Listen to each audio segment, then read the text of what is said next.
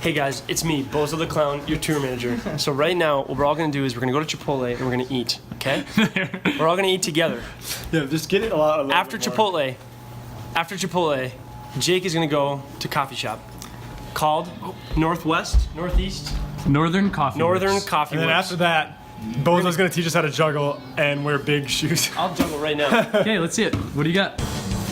Oh my goodness. He actually kind of can juggle. It's nice. Oh, whoa! It's really nice. It's nice. Speed round? Nice, speed round, go, go! Oh my god. Yeah, I don't want to be around this. I just throw a knife straight. Yeah, we're out of here. See ya.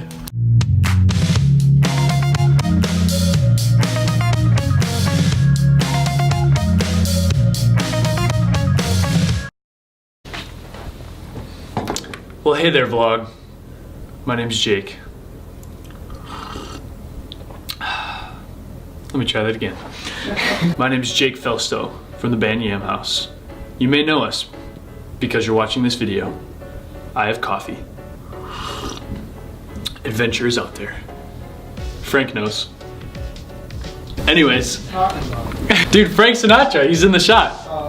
Anyways, guys, we had a lot going on this last week, mostly because our big show, the Cedar Cultural Center,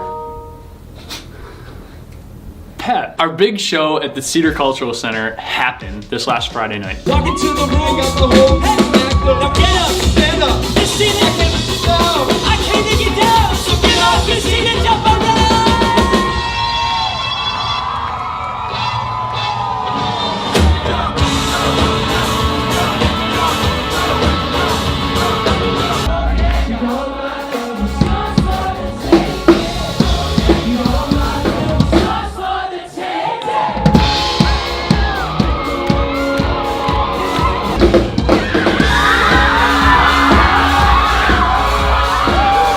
I actually just wanted to debrief what actually went into that show to make it possible. One of the big things that we wanted to make different about this show, we wanted the whole show to kind of feel cohesive. So a lot of our shows that we've played over this last year kind of have felt like we would play a song and then we would stop, and we would play another song and then we would stop. And the whole goal for me and for the other guys with this show in particular is we wanted it to feel like the whole thing was an experience. So what we tried to do is create moments. We wanted to create moments that musically felt like they added to the experience, but also plan out the transitions where Lawrence was going to be talking, and not just play songs, but actually create an experience for the people that came to the show. So I'm going to dive in a little bit to what that actually looks like practically. And this is kind of an area that we've mentioned here and there throughout the vlog, but I realize we haven't really ever dove in deep with the details that go into it. So basically, the planning started when we were in a van ride over to our show in Cedarburg, Wisconsin.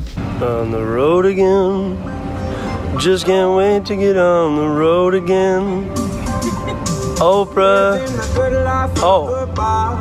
My eyes are on the gray sky saying I don't want to come home tonight. And it started with us coming up with a vision for what we wanted the beginning of the show to look like. We wanted to start with something a little bit unique. So instead of just walking up to the beginning of Stargazer, which is what we wanted to start with, normally there's that synth intro that kind of happens, but we decided let's cut that intro and let's create our own version of an intro. And so I had this idea that was just kind of starting to pop into my head, and it was really broad when it started off. It was just like, oh, this cool ambient kind of synth pad will fade in, and I just imagined this massive build happening on top of it. So in the van ride, I literally remember starting to describe this. Think of like the 1975 Coldplay-esque kind of atmospheric, very open, spacey pad that kind of washes over everything and just starts fading in. And my whole idea was that it would be a little bit faster than the tempo of Stargazer. It's like right here, right? But I was thinking something faster, closer to like 145, so right around. I was thinking something along the lines of this. So basically, the atmospheric pad would just kind of start swelling in. I put a volume automation on it, so it starts really, really low, and over the two progressions, it just kind of increases in volume.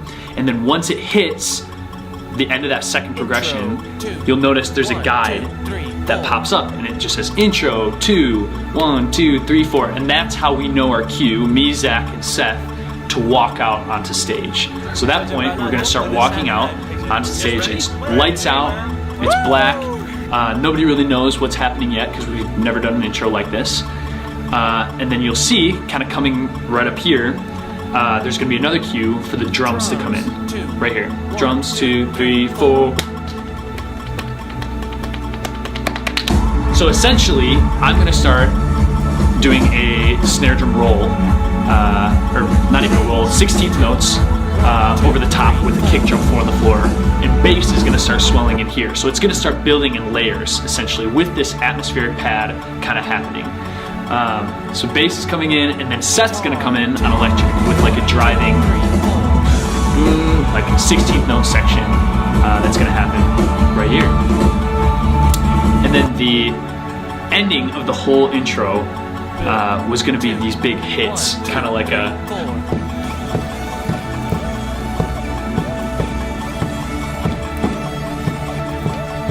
whoa, oh, I almost spilled my coffee everywhere.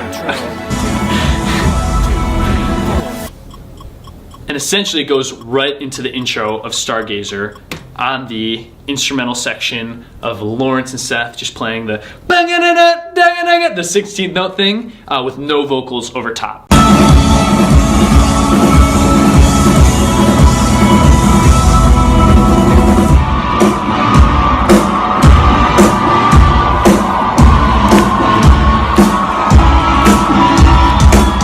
So that was the vision that was started off super, super broad at the beginning, where I just had this idea of like, oh, what if we built this cool thing? And we're all just kind of joking about it, slash, you know, envisioning what it could actually look like. That was step one. Step two was actually going into the studio. I called Mark Heimerman, our producer.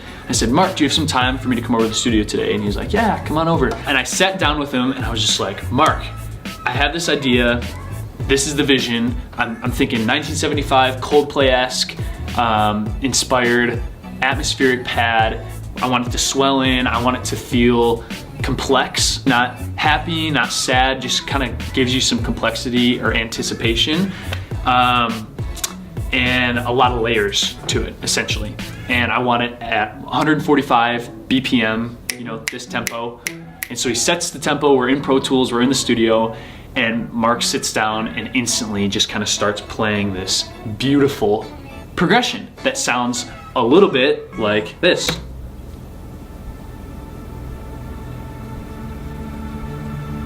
It's so pretty.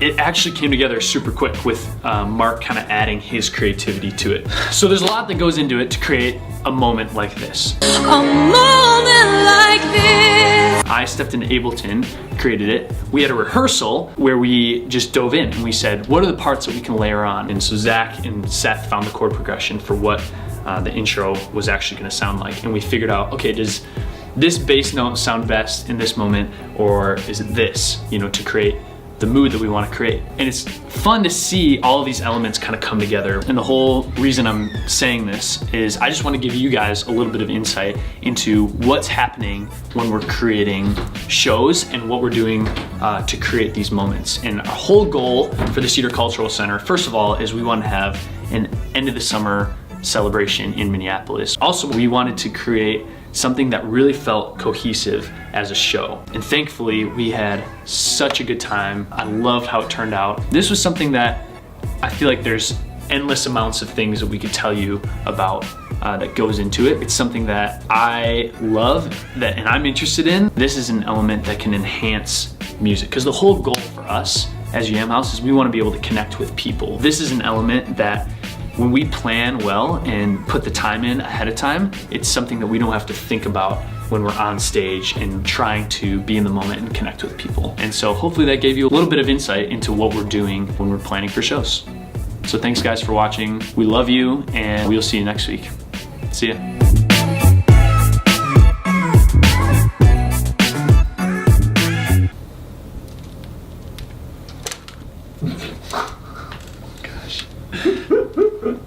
Dude, I don't know what I'm doing right now. I'm a YouTuber! Woo!